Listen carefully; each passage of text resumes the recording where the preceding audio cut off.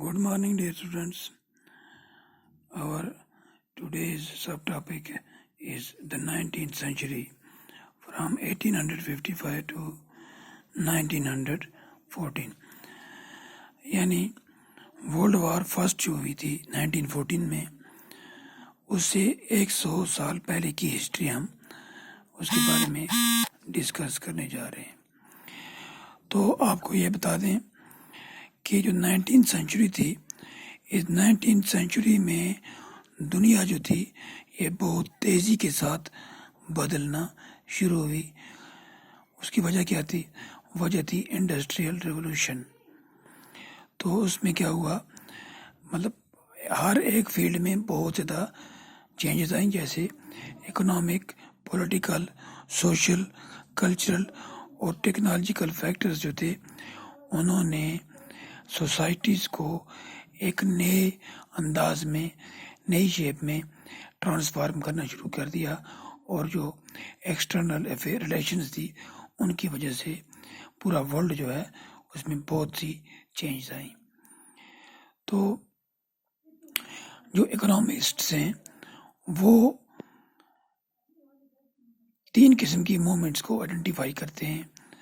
जो international economic change आई, उसमें number 1 जो था वो था फ्लो ऑफ ट्रेड। तो उसमें क्या था, उसमें सबसे पहले जो था वो था ट्रेड इन गुड्स, जैसे क्लॉथ और व्हीट, यानी फूड ग्रेन्स और क्लॉथ्स वगैरह में।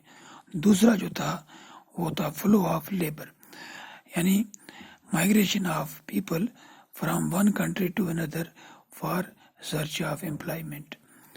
और तीसरी मूवमेंट जो थी वो थी कैपिटल की मूवमेंट।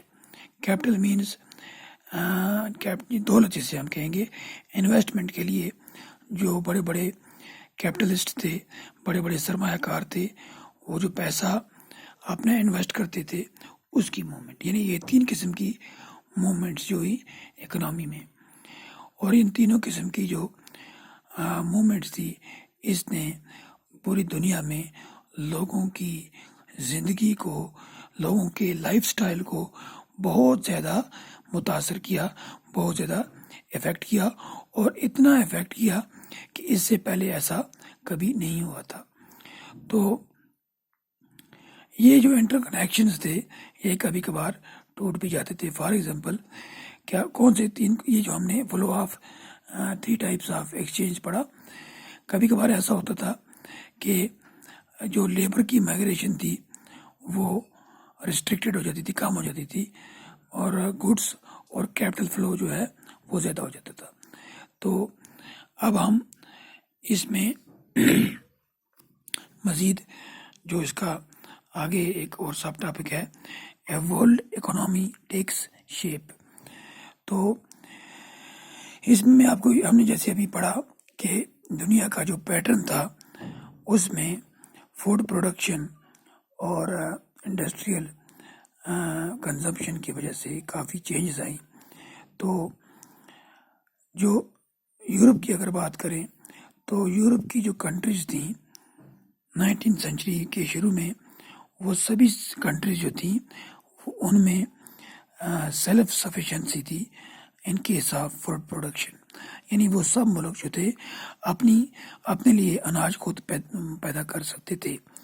लेकिन जैसे जैसे 19th सेंचुरी में इंडस्ट्रियल रिवॉल्यूशन बढ़नी शुरू हुई, तो उससे क्या हुआ, लोगों का जो लिविंग स्टैंडर्ड था वो भी बढ़ना शुरू हुआ। और उससे क्या हुआ, बहुत ज़्यादा पॉपुलेशन ग्रोथ भी हुई। और साथ साथ क्या हुआ, जो अर्बन एरियाज़ थे, अर्बन एरियाज़ में पॉपुलेशन को बहुत ज़्यादा ग्रोथ हुई। यानी अर्बन एरियाज़ जो थे, यानी टाउन्स और सिटीज़, इनकी पॉपुलेशन बहुत तेज़ी से बढ़ने लगी।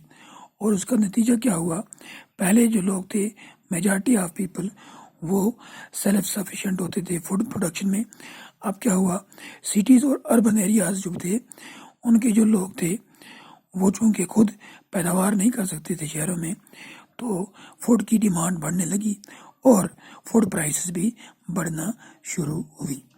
اور اس کے ساتھ ساتھ کیا ہوا کہ جو خاص کر انگلینڈ کی اگر بات کریں تو انگلینڈ میں جو بڑے بڑے لینڈ لارڈس تھے، لینڈڈ پیپل جنہیں کہا جاتا ہے، انہوں نے کیا کیا، انہوں نے حکومت پر دباؤ ڈالا کہ وہ کارن جو ہے، کارن یعنی مکئی اس وقت زیادہ کھائی جاتی تھی وہاں پر، تو کارن کی جو امپورٹ ہے اس پر پابندی لگائی جائے.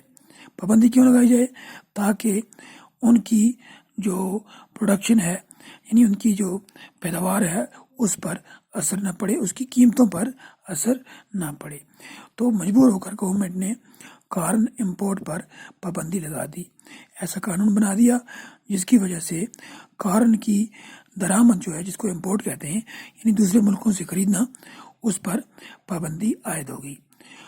اور جب پابندی عائد ہو گئی تو کیا ہوا کہ چونکہ پیداوار متاثر ہو رہی تھی تو قیمتیں بہت زیادہ بڑھ گئیں. جب قیمتیں بڑھ گئیں تو شہروں میں رہنے والے جو لوگ تھے یا بڑے بڑے انڈسٹریلسٹ تھے، ان کے لیے کافی مشکلات آئیں، اناج کافی مہنگا ہو گیا. تو بعد میں انہوں نے حکومت پر پریشر ڈالا کہ آپ یہ جو کارن لاز ہیں ان میں تبدیلی لائیں، ان کو ختم کریں، اور تاکہ جو ہے کارن کی یا باقی فوڈ گرینس کی امپورٹ جو ہے کی جا سکے، اور لوگوں کی جو ضروریات ہے، جو مہنگائی ہے، اس پہ مطلب فرق آئے اور لوگوں کی ضروریات پوری ہو سکیں. اور پھر ان انڈسٹریلسٹس کے دباؤ میں آ کر حکومت نے کارن لاز کو ایبولش کر دیا، ختم کر دیا. اور اس کا نتیجہ کیا ہوا کہ پہلے جو بہت مہنگے داموں اناج بک رہا تھا، اب جب امپورٹ شروع ہوئی تو باہر سے جو اناج آیا، باہر سے جو فوڈ گرینز آئے، وہ ملک میں پیدا ہونے والے فوڈ گرین سے بہت زیادہ سستے تھے. اور اس کا نتیجہ یہ ہوا کہ ملک میں جو فوڈ پروڈکشن تھی اس پہ بہت برا اثر پڑا اور وہ بالکل برباد ہو کے رہ گئی. بڑے بڑے کھیت، بڑی بڑی زمینیں جو تھی، انہوں پہ زمیندار لوگوں نے کام کرنا چھوڑ دیا. کیوں چھوڑ دیا؟ کیونکہ ان کا اناج مہنگا پیدا ہوتا تھا تو اس کی فروخت کم ہو گئی، اس کی خریداری کوئی نہیں کرتا تھا.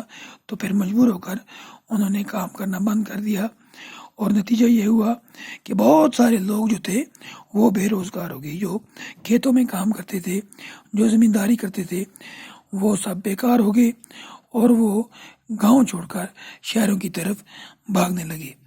تو یا اوورسیز مائگریشن شروع کر دی، یعنی برطانیہ سے چھوڑ کر وہ امریکہ یا افریقہ یا دوسرے ممالک میں یعنی آسٹریلیا یا نیوزی لینڈ وغیرہ جانے لگے. تو یہ اثر ہوا تھا کارن لاز کا. اس کے بعد کیا ہوا، جیسے جیسے فوڈ پرائسز جو تھی وہ کم ہونے لگی تو پرائسز جو تھی، جو کنزمپشن تھی، وہ برٹن میں بہت زیادہ بڑھ گئی. اور اب اس کے بعد جو ہے نیکسٹ ٹاپک میں، نیکسٹ کلاس میں ہم پڑھیں گے.